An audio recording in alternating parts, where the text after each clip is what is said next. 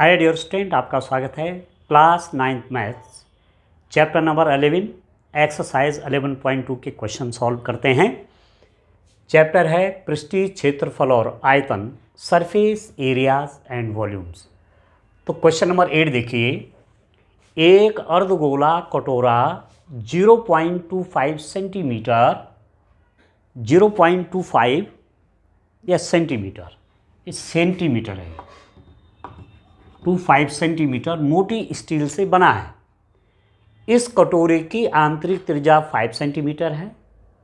कटोरे का बाहरी वक्र पृष्ठीय क्षेत्रफल ज्ञात कीजिए।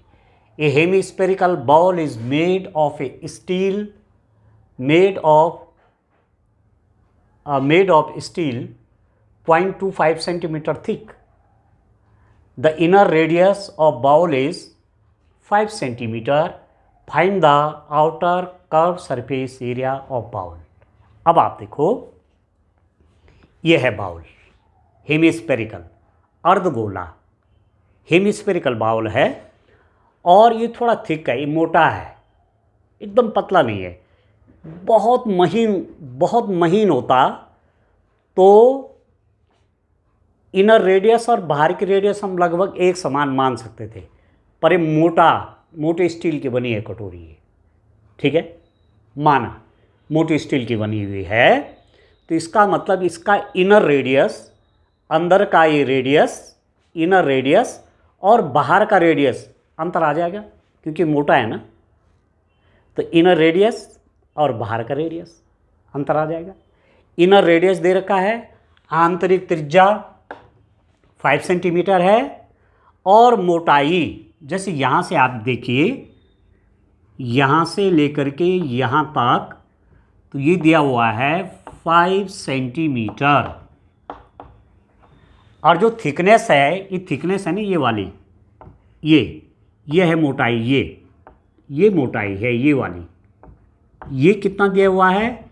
ये है 0.25 सेंटीमीटर, 0.25 सेंटीमीटर, ठीक है।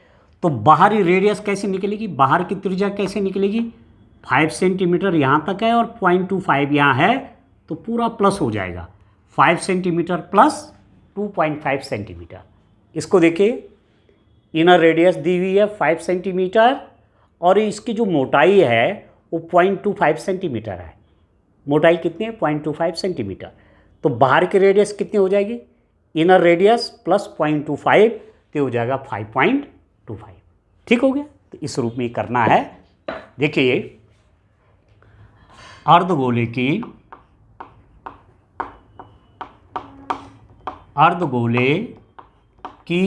आंतरिक त्रिज्या, अर्धगोले की आंतरिक त्रिज्या,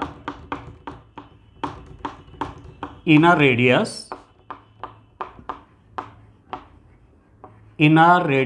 of hemisphere, inner radius of hemisphere की इनर रेडियस कितनी हो जाएगी? ये तो दी हुई है 5 सेंटीमीटर है, इनर रेडियस 5 सेंटीमीटर है। इसकी थिकनेस, इसकी मोटाई, कटोरे की मोटाई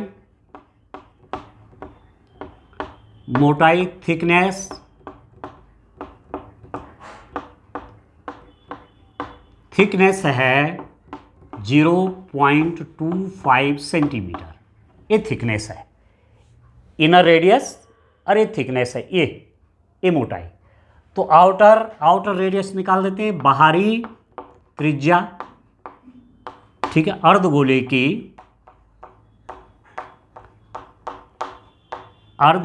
की बाहरी त्रिज्या, आउटर सरफेस, आउटर रेडियस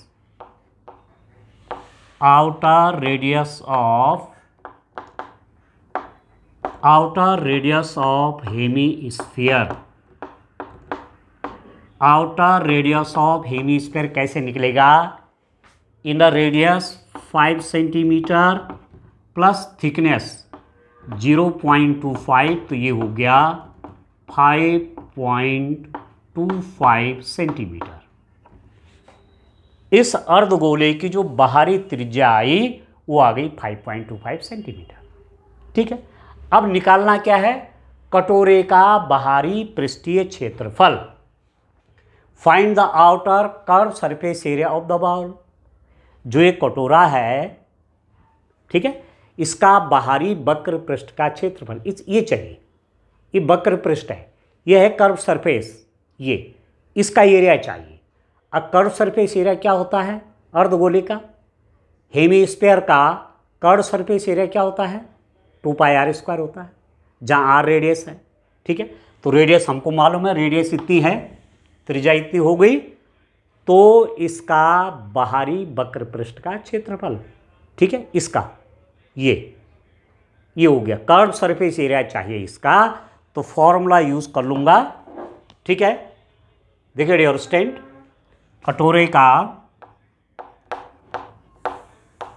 कटोरे का बाहरी वक्र पृष्ठीय क्षेत्रफल, वक्र पृष्ठीय क्षेत्रफल, outer surface area, outer surface area of hemisphere,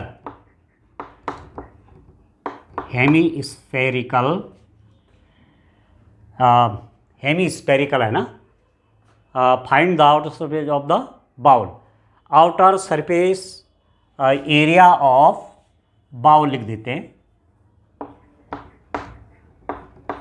कितना हो जाएगा, आप देख रहे हैं ये जो कटोरा है, ये जो बाउल है, एक तो इसका आंतरिक सरफेस एरिया है, इनर सरफेस एरिया, क्योंकि मोटा है ना, थिकनेस थिक है, मोटा है, तो अंदर का एरिया अलग होगा और इस बाहर का एरिया अलग होगा, तो इसको बोलेंगे आउटर सरफेस एरिया, बाहरी वक्र पृष्ठीय क्षेत्रफल।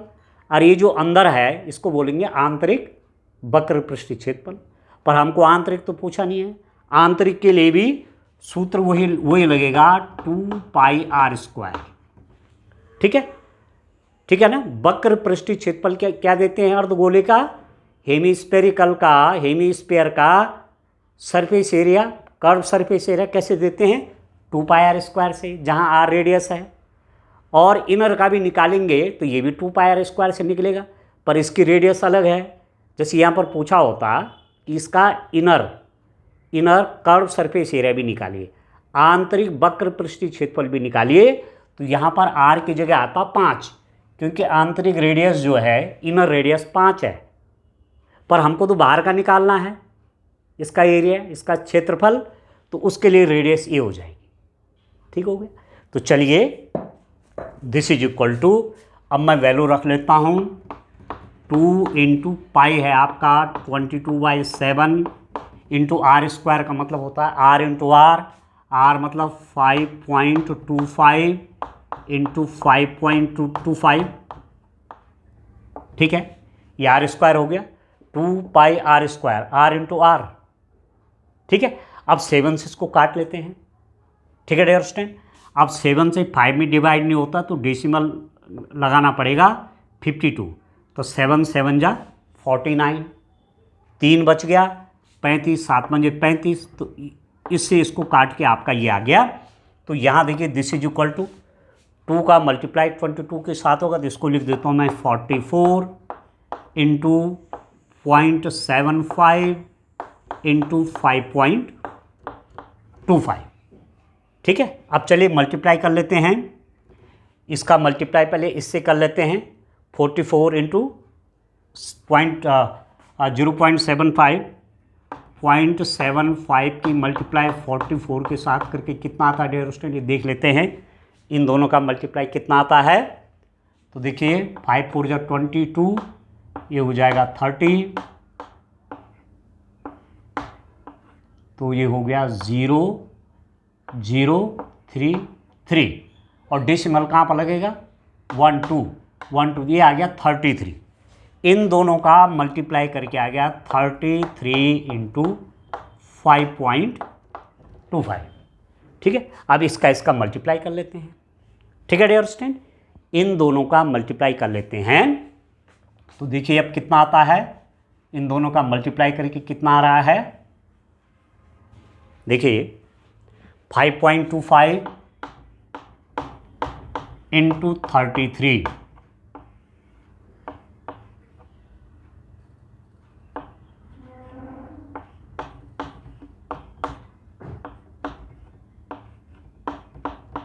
अब प्लस कर लेते हैं डियर स्टूडेंट 5, ये आ गया और डेसिमल के बाद 1 2, तो यहाँ से गिनते 1 2, 173.25, तो ये हो गया dear student, this is equal to 173.25 centimetre square. तो कटोरे का बाहरी वक्र पृष्ठीय क्षेत्रफल, outer surface area of bowl कितना आ गया, 173.25 सेंटीमीटर स्क्वायर। ठीक है, बहुत क्लियर आपको समझ जाना चाहिए कि कटोरा है, ये बाउल है, बाहरी वक्र पृष्ठीय क्षेत्रफल, अर्धगोले टाइप का है, कटोरी है, तो बाहरी वक्र पृष्ठीय क्षेत्रफल अलग होगा और आंतरिक वक्र पृष्ठीय क्षेत्रफल अलग होगा।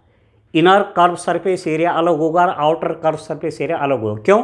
क्योंकि मोटा है ये, यदि बहुत पतला होता तो आंतरिक और बाहर लगभग बराबर होने थे। ठीक है, इसलिए रेडियस को प्लस किया गया है, 5 सेंटीमीटर इनर थी और उसमें थिकनेस जोड़ दी गई 0.25, तो आउटर की निकल गई। ठीक है, तब जाके आउटर की निकल गई, बाहर की रेडियस निकल गई। ठीक है, बाहरी रेडियस निकल गई और तब बाहरी वक्र पृष्ठीय क्षेत्रफल निकल गया, outer surface area, outer curve surface area, outer curve surface area, बाहरी वक्र पृष्ठीय क्षेत्रफल इस सूत्र से निकल गया। ठीक हो, चलिए नेक्स्ट क्वेश्चन देते हैं। क्वेश्चन नंबर 9 आप देखिए, आइए क्वेश्चन नंबर 9 देखिए डियर स्टूडेंट, एक लंबवृत्तीय बेलन त्रिज्या r वाले एक गोले को पूर्णतया घेरे हुए है। मतलब लंबवृत्तीय बेलन, ये बेलन है और इसके अंदर एक गोला है जो कि पूरा इसके अंदर बैठा हुआ है।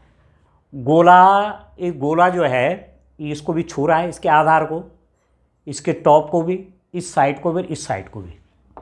ठीक है, ठीक है डियर स्टूडेंट, गोला पूरा इसके अंदर बैठा हुआ है। तो ज्ञात कीजिए, तब निकालना है चीज़ें। A right circular cylinder just encloses a sphere of radius r। ये स्फीयर है और इस स्फीयर की रेडियस है r, स्फीयर की त्रिज्या है dear student r, r radius है स्फीयर की, r रेडियस का है ये। ठीक है, तो स्वाभाविक है जब पूरा का पूरा इसके अंदर बैठा हुआ है, फिट हो रखा है और इसकी रेडियस r है, तो ये जो हमारे पास बेलन है उसकी रेडियस भी r ही होनी है। सिलेंडर की रेडियस भी r होगी और गोले की रेडियस भी r होगी, क्योंकि ये इसके अंदर पूरा फिट हो रखा है, पूरा आया हुआ है। इस गोले ने इसकी साइडों को छू रखा है, देख लीजिए, तो ये रेडियस हो गया, तो इसकी रेडियस भी r हो जाएगी। जो त्रिज्या गोले की है वही त्रिज्या बेलन की भी होनी है, स्वाभाविक। ठीक हो गया। अब क्या क्या निकालना है, गोले का पृष्ठीय क्षेत्रफल, surface area of sphere, that's very simple. Surface area sphere का किसे देते हैं, स्फीयर का सरफेस एरिया किसे देते हैं डियर स्टूडेंट, ये स्फीयर है, देखो ये बॉल है, स्फीयर है, ये है सरफेस एरिया, ये बाहर का, this is the surface area. अब सरफेस एरिया कैसे निकालते हैं, फॉर्मूला है 4πr², और रेडियस जब r दी हुई है तो 4πr² इसका सरफेस एरिया होगा। ठीक है, इसका पृष्ठीय क्षेत्रफल, किसका, गोले का पृष्ठीय क्षेत्रफल कितना हो जाएगा, 4πr²। Surface area of sphere, radius r है तो 4πr² हो गया। तो पहला वाला देखिए आप,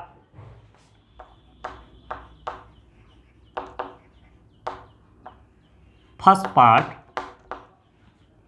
गोले का पृष्ठीय क्षेत्रफल,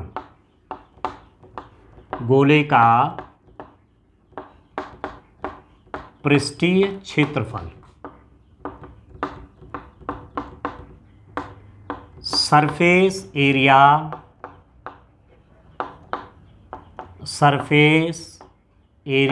ऑफ स्फीयर, स्फीयर का सरफेस एरिया हो गया 4πr², गोले का पृष्ठीय क्षेत्रफल हो गया 4πr², तो फॉर्मूला है। ठीक, सेकंड वाला देखिए, बेलन का वक्र पृष्ठीय क्षेत्रफल। देखिए ध्यान से, बेलन का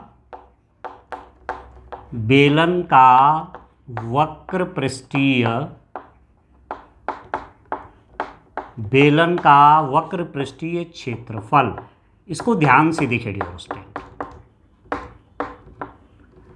curve surface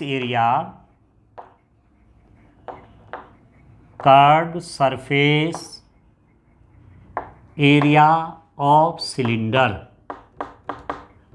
curve surface area of cylinder का कर्व सरफेस एरिया होता है 2πrh, इसको आप तैयार रखिए। बेलन का वक्र पृष्ठीय क्षेत्रफल, वक्र पृष्ठ मतलब बाहर का, ये ठीक है ना, ये बेलन है, ठीक है, और उसका वक्र पृष्ठ, चलिए मैं आपको बेलन दिखाता हूं। ये बेलन है, ये इसका वक्र पृष्ठ मतलब ये बाहर का कर्व सरफेस, इसको बोलेंगे वक्र पृष्ठीय क्षेत्रफल, कर्व सरफेस एरिया, ये वाला, ठीक है। तो ये कितना होता है ये आप जानते हैं, 2πrh होता है। तो जो रेडियस गोले की है वो रेडियस सिलेंडर की है, ये तो हमने आपसे डिस्कस कर दिया। बात यह है कि इसकी ऊंचाई कितनी है, तो ऊंचाई कितनी होगी डियर स्टूडेंट, ऊंचाई मैं यहाँ से निकाल देता हूँ। इसकी ऊंचाई कितनी होगी, आप देखिए ये है ऊंचाई, ये ऊंचाई होगी। अब ऊंचाई कितनी होगी, जितना गोले का व्यास है, जितना गोले का व्यास है, जो गोले का व्यास है, जो गोले का जो स्फीयर का डायमीटर है, यहां से लेकर यहां तक, क्योंकि पूरा फिट आया हुआ है इसके अंदर, ठीक है, पूरा ऊपर तक आया हुआ है, इसके यहां तल तक ही और नीचे तल तक छुआ हुआ है। तो जो इसका डायमीटर है, जो गोले का डायमीटर है, वही बेलन की ऊंचाई हो जाएगी। जो गोले का व्यास है वही बेलन की ऊंचाई हो जाएगी, ठीक है। जो स्फीयर का डायमीटर है, स्फीयर का डायमीटर कितना है,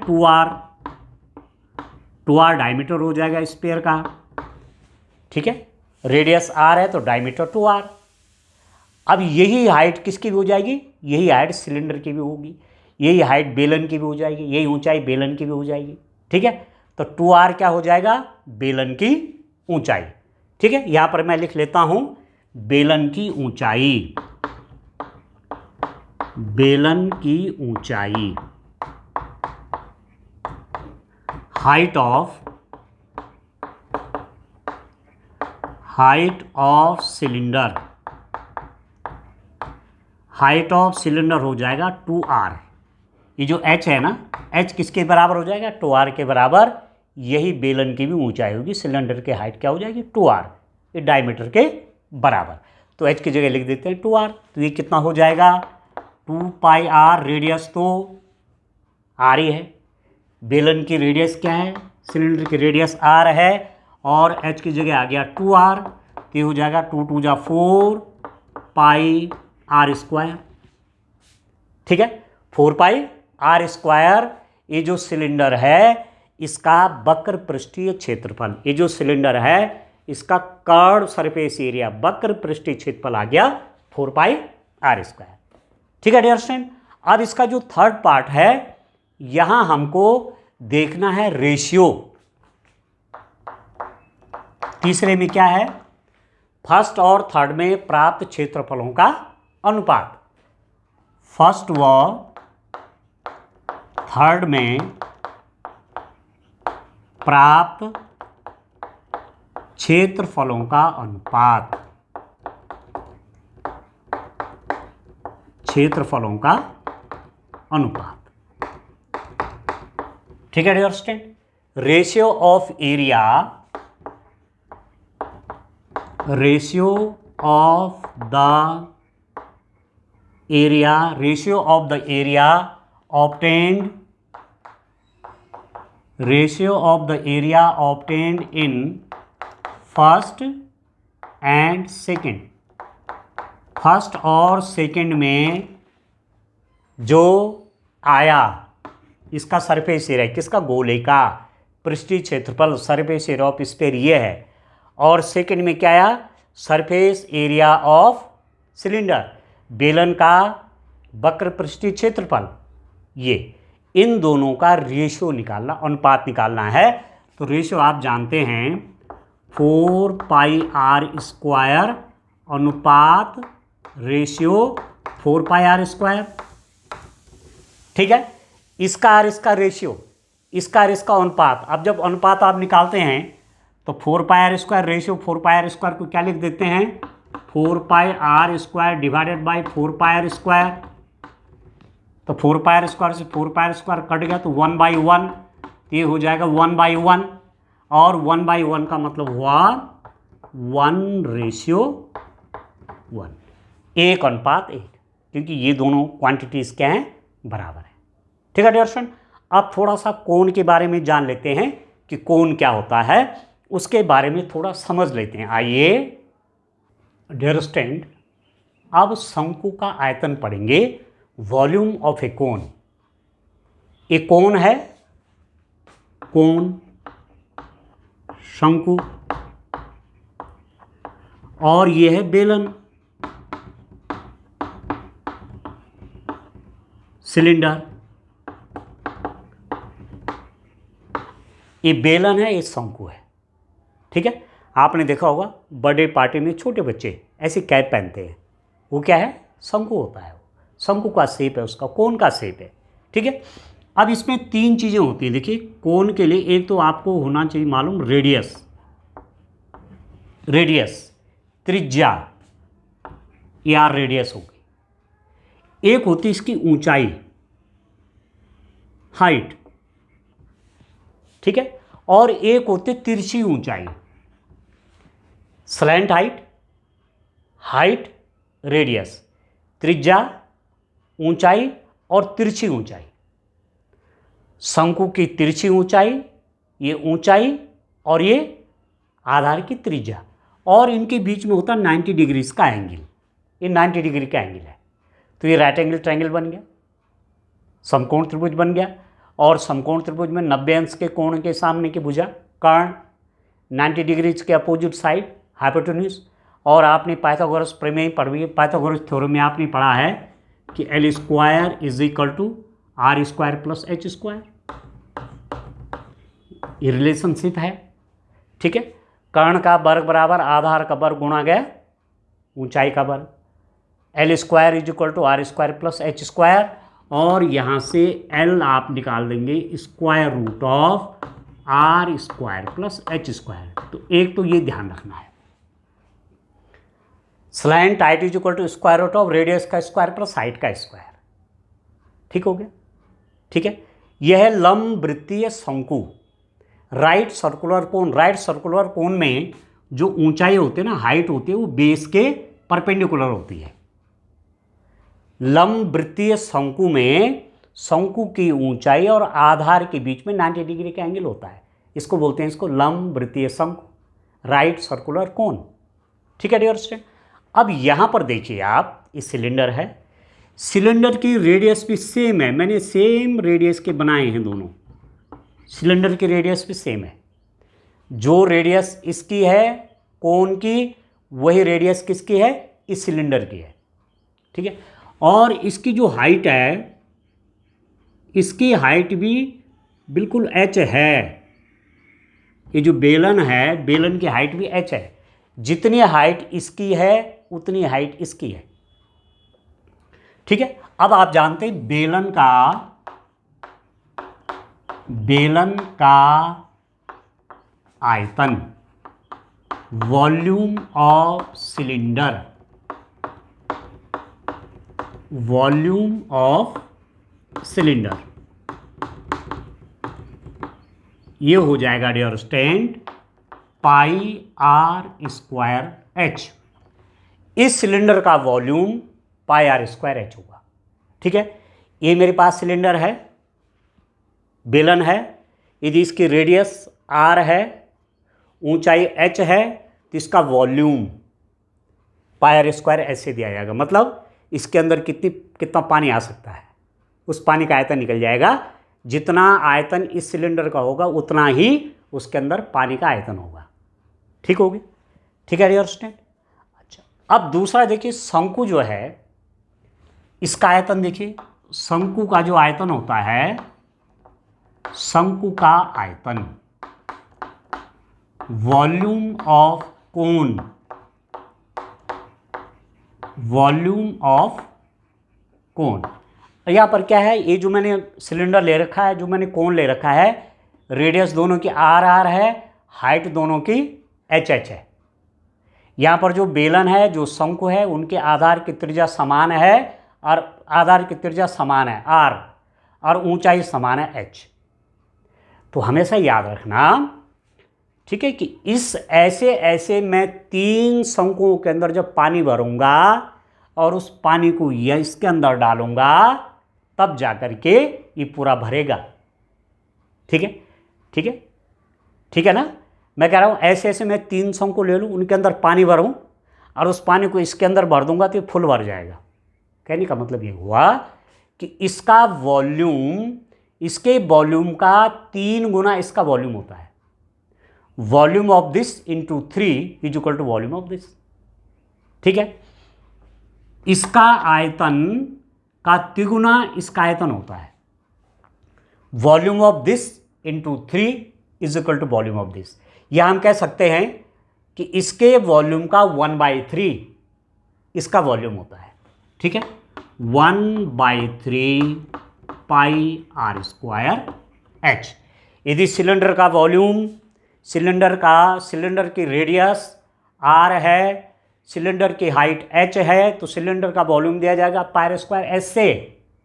और शंकु कोई कोन है, उसकी रेडियस भी आर है, उसकी हाइट भी एच है, तो उसका 1/3 1/3 आयतन किसका होगा, शंकु का होगा। ठीक है, तो 1/3 कर देंगे इसके आयतन में, इसके वॉल्यूम में, तो किसका निकल जाएगा, कोन का निकल जाएगा। ठीक है, तो कोन से रिलेटेड डिफरेंट टाइप के क्वेश्चंस हमारे पास आएंगे, कोन का वॉल्यूम निकालने के लिए, ठीक है, शंकु का आयतन निकालने के लिए। ठीक है डियर स्टूडेंट, और उसके लिए हमें 3 चीज़ ध्यान रखनी पड़ेंगी, r radius, height h, slant height l. ठीक है, कोई 2 दी रहेंगे, तीसरा निकल जाएगा। ठीक है डियर स्टूडेंट, तब जाकर के क्वेश्चन आसानी से हम सॉल्व कर पाएंगे। तो एक तो इस चीज़ को आप याद रखिए, शंकु का आयतन 1/3 pi are square H, volume of cone is given by 1/3 pi are square H. ठीक है डियर स्टूडेंट, तो न्यूमेरिकल क्वेश्चन करेंगे। ठीक है, आप फिलहाल इतना तैयार कर लीजिए, इसके वॉल्यूम, इसका वॉल्यूम का फॉर्मूला, कोन का वॉल्यूम दिया जाएगा इस फॉर्मूले से, शंकु का आयतन इस फॉर्मूले से दिया जाएगा, ये आप तैयार करिए। ठीक है डियर स्टूडेंट, थैंक यू।